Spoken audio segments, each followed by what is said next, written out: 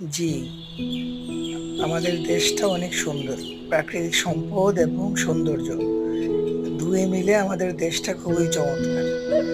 ঠিক শহরের আশেপাশে আমরা যখন ঘুরতে যাই, বিশেষ করে গাজীপুরের দিকে বলি অথবা সোনারগাঁ সহ বিভিন্ন জায়গাগুলা যেগুলো আমরা আমাদের ঠিক শহরের আশেপাশে চিন্তা করি আরকি।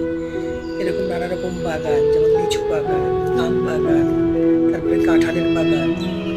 আপনি যখন মাটিতে দাঁড়িয়ে এই ফলগুলা স্পর্শ করবেন, দেখবেন যে আপনার মনের অনুভূতিই চেঞ্জ হয়ে যাচ্ছে। শরীরে এক ধরনের ভালো লাগা তৈরি হচ্ছে। তো এটা একটা আম বাগান।